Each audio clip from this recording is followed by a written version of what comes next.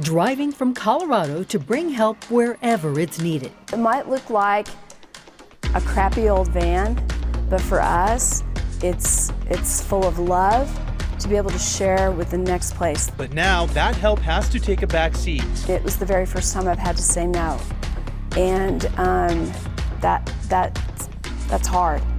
Transforming tall office buildings to very tall homes. We have vacant office spaces, we have a big need. Denver is reimagining the city's high-rises. We're starting to see a need for reusing those buildings. And a dream come true. It's when your vision comes to life and you get to see it, it's a surreal feeling. A new pop-up shop is highlighting unique products you won't see at your usual grocery store. I feel like grocery shopping is like one of my favorite things to do, and this is like paradise. First tonight, the skies are turning a bit gloomy and cooler wet weather is moving in. Oh yeah, this is a live look over downtown Denver where it's been sprinkling on and off tonight, which is why we're bringing in Chief Meteorologist Mike Nelson at the top of the hour. So downtown, not a whole lot of action, but there's plenty of rain going on out there. A lot of rain on the east side of the downtown area out toward DIA, and some dark skies, but nothing severe. Let's check out radar. We have a nice couple of lines of storms, some out west. There is some trouble out on I-70 in Glenwood Canyon. The eastbound lane is closed right at the moment because of some heavy rain in the area. We do have scattered showers and storms coming in western Colorado and moving through the metro. Now, these have not been severe, but they have been pretty electrifying. A lot of lightning and thunder with them as they moved off to the north and east. There'll be more of them coming up throughout the weekend. This is what it looks like currently from City Park, the sun glinting in behind those passing thunderstorms. Over the weekend, scattered showers and thunderstorms, and for some elevations, some snow. I'll have your full 7-day coming up in about 15 minutes. We'll see you soon, Mike. All right, right now you're taking a live look at the current path of post-tropical storm Ian. Ian made landfall as a Category 1 hurricane in Carolina this afternoon and is causing major flooding in areas like Myrtle Beach. Meanwhile, in Florida, the pictures showing the damage is just heartbreaking. Thousands of homes and businesses completely destroyed, and families are now picking up the pieces left behind. Now, here in Colorado, a local church group was called to help deliver supplies to Hurricane Ian victims in Florida. And this is very sad, but unfortunately, they had to say no because the van they had to deliver supplies was stolen earlier this week. And they shared their story with Denver 7's Colette Bordelon. A good garage I've been here 23 years. doesn't necessarily want regulars, Doug's worked on this van for years. I always say, is this it? but Doug Branch always helps Donna Patton and her van stay on the road. It might look like a crappy old van, but for us, it's full of love. This time, the van isn't here for a normal checkup. They actually broke the ignition out of it. The van, filled with souvenirs from countless trips, was stolen. The tow truck driver said it's an epidemic right now. Even though they found the van, there's a long road ahead of them. Doug, how long will it take us to find a catalytic converter for this?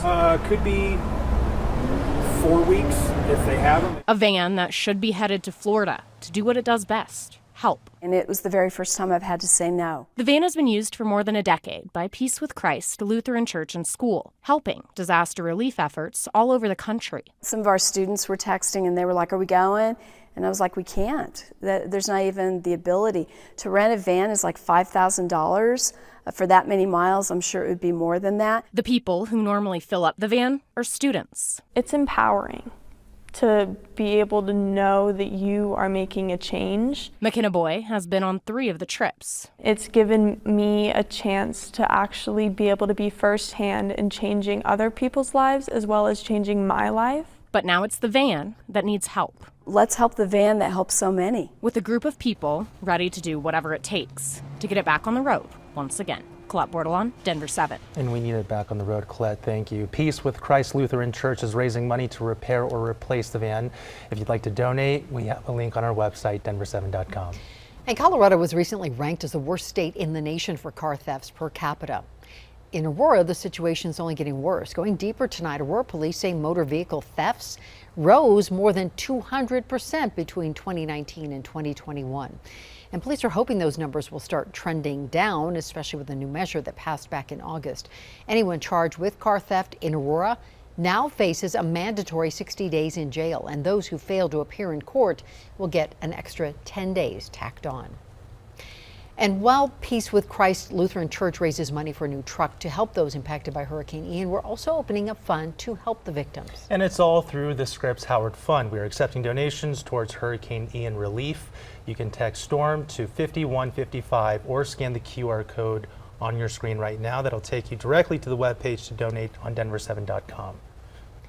A Denver police officer is still recovering in the hospital tonight after being shot while in Broomfield yesterday afternoon. Police say the Denver officer was working with the fugitive unit trying to confront a person of interest in a homicide investigation. That person of interest was killed by officers after a shootout. Now we know that officer who was shot is a 21-year veteran with Denver police. DPD was unable to provide us with any update on the officer's condition or when he could be released from the hospital. Once we learn those details, we will bring them to you on air and on denver7.com. A man using a walker was seriously injured in Wheat Ridge last night after he was hit by a car. The driver that hit him took off. Police say the 56-year-old victim tripped and fell into the street while walking along Kipling near 41st Avenue. He is in critical condition at the hospital tonight. Witnesses say the driver that hit him was driving a blue sedan. If you have any information, call Wheat Ridge Police. High-rise office buildings are a part of the downtown Denver skyline. However, more than a fifth of them are vacant inside. And as I learned, the city's planning department may have found a major opportunity to help.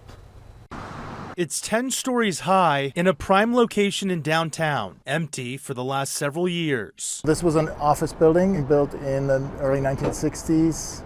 And we're converting it to a micro apartment project. A project Tobias Stroh says will add 194 studio apartments in Denver next year amid a housing shortage that's only getting worse. We have vacant office spaces. We have a big need. A big need during desperate times. Digging into the numbers, Denver projects a 7% population growth by 2027, but at the same time, more than 90% of apartments in Denver are full, driving rents up to $2,000 for a one-bedroom downtown. Trying to find a vacant piece of land in downtown Denver to do a new project on now is getting exceedingly scarce. That's why all eyes are on Stroh's work. I'm confident that once we have a few of these projects off the ground, that ball will just start rolling even faster. Especially because of the opportunity with a 21% office vacancy rate downtown as more work shifts remote. Denver's planning department hopes to take advantage. One of the major components of this adaptive reuse program that we're developing is that conversion from office to housing downtown. Jenny Buddenborg with Denver's planning department says they've already targeted between 10 and 15 downtown buildings for conversion. City Council is expected to approve funding for the study in October. I certainly think it'd be helpful. At this point in Denver's housing crisis, officials are willing to put any possible solution on the table. Bayan Wang, Denver 7. In the meantime, thousands of multi-unit rental properties in Denver may face some serious issues in just a few months. Going deeper tonight, in 2021, the city required a new license for these properties to ensure they meet a minimal standard of living. Now, by the first of the next year, these licenses are required for properties to legally rent out their units, but so far, less than 2% of these properties have received the license. Renters are able to stay in their units during inspections unless it's deemed unsafe. For small companies, it can be a dream to see your product up on store shelves. A dream that came true for one Denver woman. Denver 7's Micah Smith checked out the new pop-up store in Denver's Rhino neighborhood to see the unique items available to customers. For 10 years, Jess Berger had a dream of owning her own dog food brand. I really didn't see founders that look like me. Now she is that founder. Her vision is also her bundle and joy. And here we are today on shelf for the first time. Berger is one of dozens of entrepreneurs featured in the new PopUp Grocer in Rhino. We are in PopUp Grocer's 9th store. We are a traveling grocery store that features only the newest, most exciting products in packaged goods. The newest and most exciting goods, with a spotlight on entrepreneurs like Berger who represent underserved communities. PopUp Grocer's Robert Truglia says they're items you won't see in your typical grocery store. Dino Bars are a kids brand, and the packaging is actually edible. This is actually whipped cream sunscreen, so it comes out like a whipped cream, but it's sunscreen for your body. Welcome. We think of ourselves as a showcase for these brands, a way for national brands to get local exposure. Shoppers, afterwards, they can go find these brands online. Oh, I'm definitely going to be Googling a lot of these later today. Shopper Tina Clabber checked out the PopUp pop-up grocer in New York, but while vacationing in Denver, wanted a few more items. I got some cereal, some gluten-free donuts, a bunch of snacks. Some of the items are made here in Colorado, but even for out-of-state entrepreneurs, it's hard to put a price on the opportunity to expose new markets to their products. I'm so proud to be a part of just a changing landscape of founders that are underrepresented. Reporting in Rhino, Micah Smith, Denver 7. Here we are, top of the world. Setting his sights high. From the top of the pole to the ground, there's about 485 feet. We tagged along with a Colorado man with a very unusual job that brings him plenty of joy. When that brand new fresh flag's flying and that first puff of wind, yeah, it just gets you right to your core. Radar screen lighting up right now. I'll let you know when the best chances for rain are this weekend. Plus, cuteness overload. It was puppy day at the rink for the apps.